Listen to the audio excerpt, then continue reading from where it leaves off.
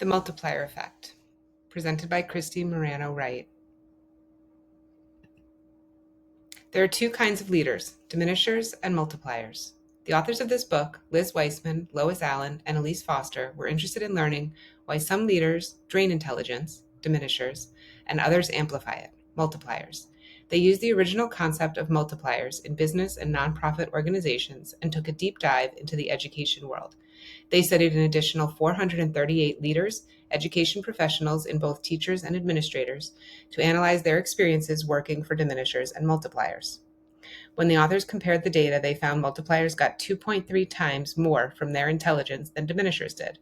Because they got so much brain power from their people, they call this the multiplier effect. The 5 disciplines of the multiplier.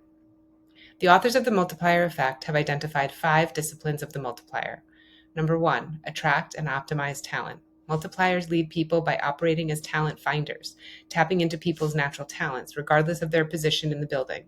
Diminishers operate as gatekeepers, putting people into boxes and insisting they stay within their boundaries. They tend to protect people and control resources, creating artificial restrictions and overlooking what is possible. 2, create intensity that requires best thinking. Multipliers establish a unique and highly motivating work environment where everyone has permission to think and has the space to do their best work. They are known as liberators. In contrast, diminishers operate as tyrants, introducing fear and judgment that affects people's thinking and work. Number 3, extend challenges. Multipliers present opportunities through laying out challenges that stretch an organization and generate the belief that it can be done. They drive themselves and the organization to go beyond what was previously thought possible. Diminishers push their personal initiatives to showcase their genius and do not ask the organizations to do things they cannot do themselves. Number 4, build community decisions. Multipliers make decisions that inform and provide readiness to the organization to execute these decisions.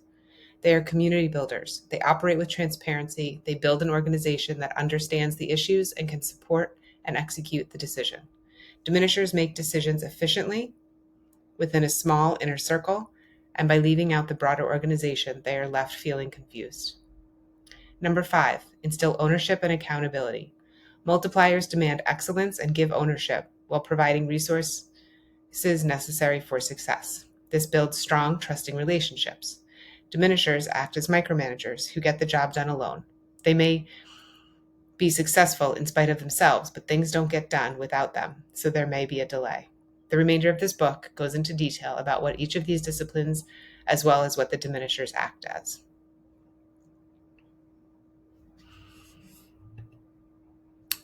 The talent finder. Multipliers operate as talent finders, identifying genius in the people around them, and then using the genius to its fullest. In contrast, diminishers operate as gatekeepers who are overly protective of people and the status quo. 3 practices of a talent finder. 1, scout out diverse intelligence. Talent finders not only value the diversity and talent in front of them, they find ways to bring up talent to their teams and to bring top talent to their teams. This is often because people are drawn to work for them. Number 2, find people's native genius. Native genius is something that people do exceptionally well and absolutely naturally. They do it easily and freely. Talent finders study people and find each person's natural strengths and passions. Number 3, utilize people at their fullest. When a talent finder discovers someone's native genius, they will use this as a pathway for the person to contribute in the most meaningful way by putting people where they can excel. They leverage native genius and build capacity. The liberator. Number 1, offers choice and space for others to contribute. Liberators invite people to choose their path and then allow the space for them to explore it. Number 2, demand people's best work. Liberators hold high expectations and ask for people's best thinking, and in return benefit from the full effort of everyone. Number 3, generate rapid learning cycles. Liberators create a climate open to mistakes, which encourages people to learn quickly. They do this by regularly employing 2 techniques: admit and share mistakes by making it safe to take risks, and fail by sharing your experiences. And insist on learning from mistakes by being ready to learn as much from each mistake as possible. Conversely, tyrants create tense environments full of stress and anxiety because they believe creating anxiety provokes creativity and desire to do more. One suggestion the authors make for liberators is to label your opinions as hard or soft so that the people in your organization can distinguish when you are offering a perspective compared to a definitive point of view. The challenger. Challengers set a new course for an organization by provoking thinking, guiding discovery, and laying down a challenge. As a result, they create organizations that deeply understand a challenge and have the focus and energy to confront it. Challengers believe people grow through the challenge and want to be stretched, and they believe there is a difference between giving someone more work and giving someone more challenging work. Diminishers, in this case, are know-it-alls. They assume it is their job to know the most and tell their organization what to do. 3 practices of a challenger that are brought to life by these 2 experiments. 1, ask provocative questions to guide discovery. 2, lay down a challenge. By posing vivid, concrete challenges that extend the organization beyond its current reach, challengers will impact the organization to fill the void. And 3, generate belief in what's possible. By creating belief that the challenge can be overcome, this will cause people to lean in and explore. The author's research has shown that diminishers tend to make decisions alone or with a small inner circle, often behind closed doors. They are decision makers. Multipliers make decisions by first engaging people in discussion and debate that leads to transparent decisions that their organization is ready to execute. They have a thoughtful process that consistently frames the issue, sparks debate, and drives a transparent decision. These multipliers are community builders. The first step for the community builder is to frame a well-crafted issue. First, the question, what is the decision to be made? What are we choosing between? Second, the why. Why is this an important question to answer? Third, the who. Who will be involved in making the decision? And finally, the how. How will the final decision be made? Once the community builder has clearly framed the issue and allowed people to prepare the team is ready for debate.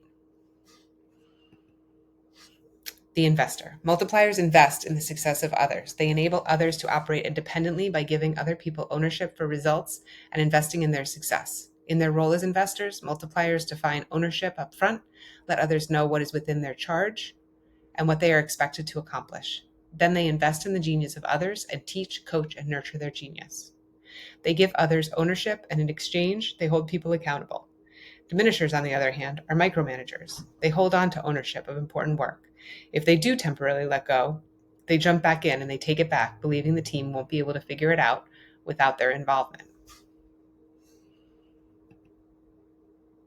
In the next section of the multiplier effect, the authors spend time capturing how a leader can become an accidental diminisher. They provide several vignettes of how good leaders can end up having a diminishing impact on the people around them.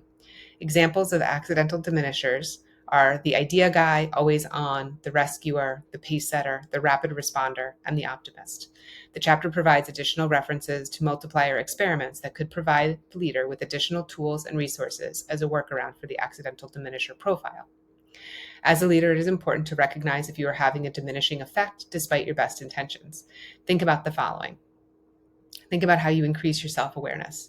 Also think about eliciting feedback from those that you lead. Some questions that you might ask. How might I be shutting down the ideas and actions of others, despite having the best of intentions? What am I inadvertently doing that might be having a diminishing impact on others? And how might my intentions be interpreted differently by others? What messages might my actions actually be conveying? What could I do differently? Becoming a multiplier and creating a multiplier school. The authors also provide 6 steps that they have seen work with consistency across schools and districts. The book includes worksheets, checklists, the multiplier experiments throughout the chapters, and including how to improve from accidental diminisher profiles. Reading the multiplier effect for this project, learning about the 5 disciplines of multipliers is something I agree with. I especially enjoyed seeing the authors bring reflective practice into the book through the lens of accidental diminishers. Their point is well taken that diminishers are intelligent people who have made it on their own, and that seeing that their practices bring an organization only so far. Through the multiplier effect, an organization, in our case a school or a district, with the right cultivation, can be much more efficient and effective. I appreciate the final chapters of the book bringing the concepts together and providing ways for a leader to begin implementing the strategies right away. Overall, I would recommend this book to leaders who are looking to bring their organization to the next level. Thank you for your time.